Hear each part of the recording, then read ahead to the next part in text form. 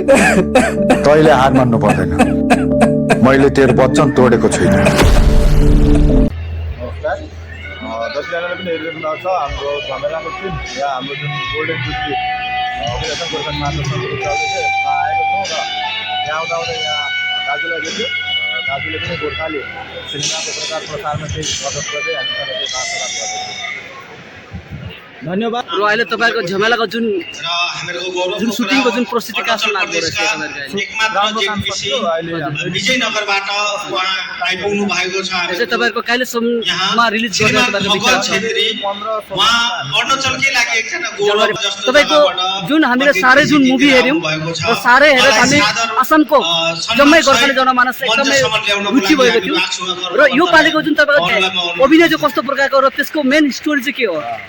साँडे चाहिँ एउटा जातिको हाम्रो पीडालाई देखाइएको थियो। झमेला चाहिँ टोटल्ली मनोरञ्जनमूलक छ।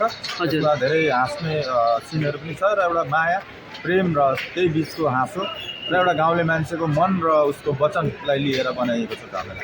र बिचमा पुलिसहरू धेरै अरुणाचल प्रदेशका एकजना उहाँ हुनुहुन्छ। 15-16को भित्रै तपाईँहरूलाई पाउनुहुनेछ असमवासीले र यो चाहिँ हाम्रो अति गौरवको कुरो हो र आउँदो दिनहरूमा पनि यस्तो हजुरहरूसँग हामीले आशा गर्नेछौँ। र तपाईँ के भन्नुहुन्छ? यो पालि चाहिँ तपाईँको अभिनय कस्तो खालको छ? भन्न जाँदाखेरि यसपालि जुन चलचित्र हाम्रो निर्माण हुँदैछ त्यसमा इन्सपेक्टरको रूपमा मलाई देखाउने प्रयास डाइरेक्टरज्यूले गर्नुभएको छ र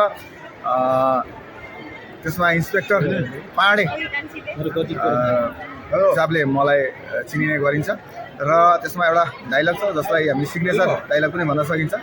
इन्सपेक्टर पाँडे हुँ पाँडे पको ठाउँमा ल नलगा, त्यो एउटा सिग्नेचर डाइलग हो। धेरै ठाउँमा त्यो डाइलगहरू भनिएको पनि छ सिनेमामा र हामी आशा गर्छौँ हाम्रो दर्शकहरूले हाम्रो जुन चलचित्र एउटा बनिँदैछ त्यसलाई अँगाल्नुहुन्छ र धेरै माया दिनुहुन्छ र भविष्य समयमा अझै पनि चलचित्रहरू तपाईँहरू समक्ष ल्याउने हामीलाई हिम्मत दिनुहुन्छ भन्ने हामी आशा गर्दछौँ। धन्यवाद।